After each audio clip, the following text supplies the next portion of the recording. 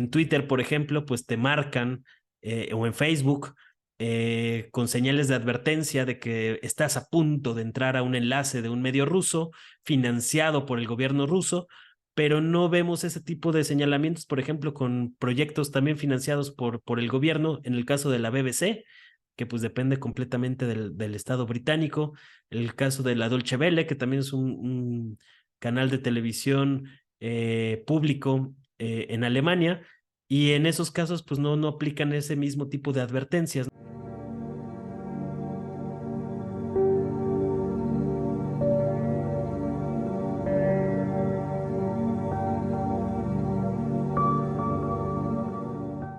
Mis primeros, bueno, desde que estoy en el periodismo he enfrentado algún tipo de censura, ¿no? Normalmente los medios de comunicación pues son empresas privadas en su gran mayoría, y las empresas privadas pues tienen la finalidad de acumular ganancias, hacer dinero, que va en contra de los fines con los que supuestamente opera el periodismo, que es el interés público. Es decir, los grandes medios de comunicación, las grandes empresas comunicativas, su principal finalidad es el lucro, pero lucran con el interés público. Entonces hay una contradicción, lo que yo llamo la esquizofrenia mediática, que es una contradicción, y a partir de ahí pues se desprenden distintos tipos de censura, ¿no? En general, la censura ocurre cuando eh, alguien quiere publicar algo que va en contra de los intereses de ese medio en el que uno está. Normalmente, pues los dueños tienen intereses políticos, tienen intereses económicos, y cuando, digamos, los negocios van en contra de lo que uno pretende publicar, pues se vienen distintos tipos de censura. En los últimos años, yo ya trabajando en RT en español, el tipo de censura que he vivido acá es distinta, porque se ve más a partir de las estructuras hegemónicas de las redes sociales, sobre todo, que ha habido una campaña muy intensa para censurar, minimizar, o tratar de bloquear los contenidos de los medios rusos, y no solo los medios rusos, sino todos los medios que provienen de proyectos no hegemónicos. Es decir, lo mismo que ocurre con los medios rusos, que son como el caso más visible, digamos, de censura en redes en la actualidad, ocurre también con los medios cubanos. El otro día posté algo sobre el tema, eh, con los medios iraníes, con los medios chinos. eh, entonces, cualquier relato que vaya en contra o que manifieste una crítica de fondo a las estructuras de poder de la élite globalista, financierista, que hoy controla la mayor parte de los mercados internacionales y el poderío global, todavía, aunque es una hegemonía decadente, todavía mantienen esa hegemonía. eh, pues va a ser censurado por los aparatos ideológicos del capital financiero transnacional. En el caso, por ejemplo, de las redes sociales, pues las redes son empresas privadas, a final de cuentas. YouTube a través de Google, o más bien Google a través de YouTube, Twitter, son empresas que dependen de fondos de inversión, grandes fondos de inversión, entre los que destacan BlackRock, Vanguard, State Street, que a su vez pues son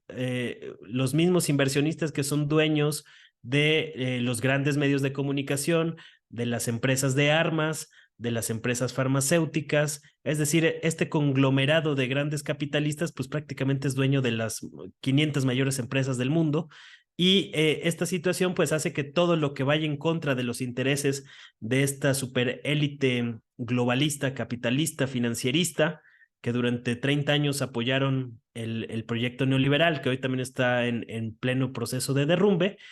pues va a ser censurado, bloqueado o minimizado en redes. Yo recuerdo, por ejemplo, las palabras se me fue ahorita el nombre de pila, del actual director de Alphabet, la empresa que controla Google, declaraciones de 2015, bueno, desde 2015 hasta 2018,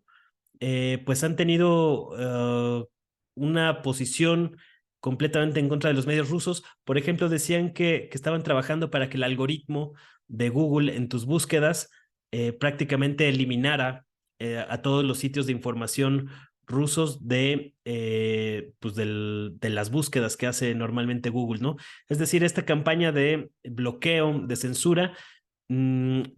cobró un nuevo nivel o una nueva dimensión a partir del conflicto en Ucrania, pero ya se venía construyendo desde mucho tiempo atrás. Yo creo que a partir de 2014 se intensificó bastante, pero yo pongo la fecha de todos estos acontecimientos o de esta etapa que estamos viviendo desde 2008, desde la crisis financiera de 2008, con el auge económico de China, que además fue el año en que China se presentó al mundo y a la sociedad con los Juegos Olímpicos de Beijing en 2008.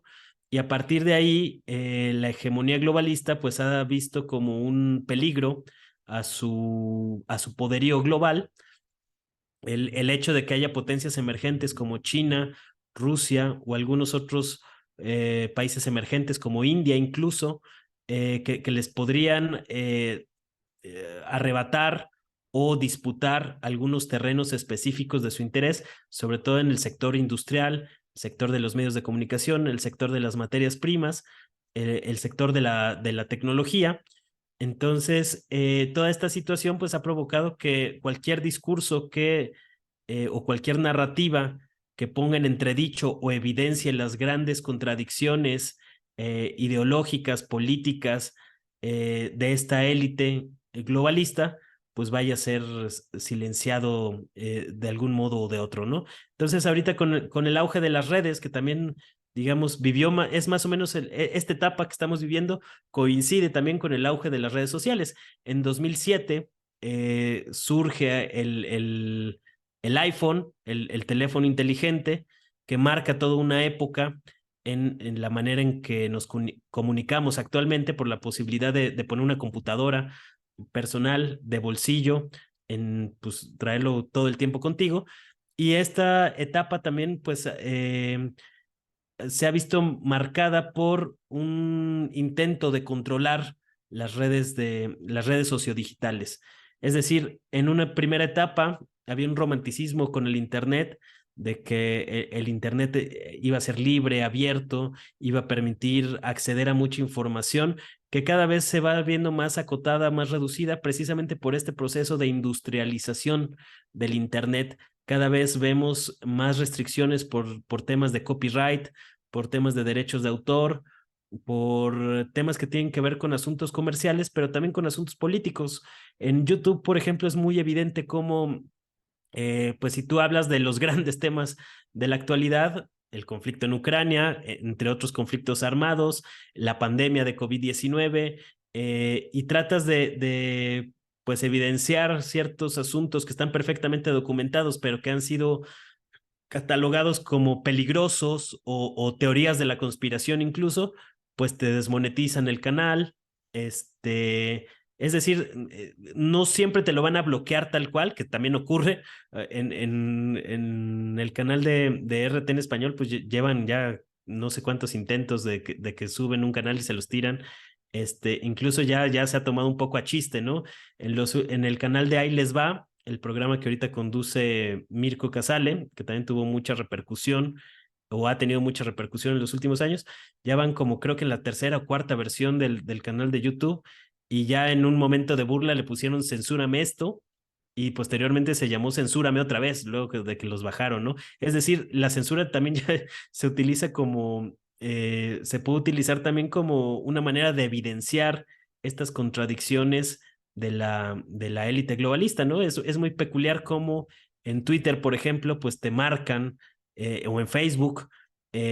con señales de advertencia de que estás a punto de entrar a un enlace de un medio ruso financiado por el gobierno ruso, pero no vemos ese tipo de señalamientos, por ejemplo, con proyectos también financiados por el gobierno, en el caso de la BBC, que pues depende completamente del Estado británico, el caso de la Deutsche Welle, que también es un canal de televisión público en Alemania, y en esos casos pues no aplican ese mismo tipo de advertencias, ¿no? Entonces es aquí donde se empiezan a evidenciar que todo este discurso que se había estado construyendo, pues yo diría desde a lo largo de la modernidad, desde las revoluciones burguesas y más consistentemente desde el siglo XX y posteriormente después de la Segunda Guerra Mundial sobre la libertad de expresión en Occidente, pues es realmente una farsa. Tú en Occidente eres libre de decir lo que quieras mientras pienses igual o digas lo que le interesa a los que controlan esta élite globalista, pero si te sales de ese discurso hegemónico, que realmente es el discurso del liberalismo, pues vas a ser atacado, baneado, silenciado, criticado, y que también van a utilizar otro tipo de estrategias que cada vez están más en auge, sobre todo en la última década, que tiene que ver con este asunto de la teoría de la conspiración, ¿no? A mí me llama mucho la atención cómo se utiliza este término para deslegitimar cualquier legítima sospecha de y no solo la legítima sospecha, sino también casos profundamente documentados de cómo opera en la oscuridad esta superélite financierista, principalmente anglosajona, con millonarios de Estados Unidos, Gran Bretaña, Europa Occidental, entre otros países, porque no nada más se limita ahí, pero digamos ese es el núcleo de la élite globalista. Y ahora cualquier cosa que ose cuestionar, criticar o señalar los intereses profundos de esta élite globalista va a ser tachado de teoría de la conspiración, aunque esté debidamente documentado, ¿no? Entonces es una manera en que el sistema está tratando de vacunarse ante lo evidente. Por eso hemos visto también en los últimos años, pues toda una campaña de lo que algunos han llamado la posverdad, que realmente pues es una lucha por el control de la realidad. Yo siempre digo que la política es ante todo una disputa por el control de la realidad y esta disputa por el control de la realidad se da en el terreno mediático a través del choque de narrativas y eso es precisamente lo que están tratando de frenar algunos, ¿no? Que la gente se dé cuenta realmente cómo ha funcionado este sistema neoliberal en decadencia, todas las contradicciones, todas pues, la suciedad que ha emanado de ese sistema, la profunda desigualdad, la manera tan inequitativa, los abusos sistemáticos del sistema capitalista, y eso es lo que están tratando de ocultar. En el fondo, esa es realmente la disputa, es la disputa de un sistema hegemónico capitalista que se niega a ser evidenciado en sus más profundas contradicciones, en sus recurrentes abusos sistemáticos y, digamos, el brazo mediático de esta élite globalista, pues lo que trata de hacer es generar confusión entre las masas, entre la gente común, para tratar de dividir y tratar de retener ese poderío global. Entonces, digamos, los medios de comunicación y las redes sociales se han vuelto, yo diría, el campo por excelencia de la batalla política hoy en el siglo XXI.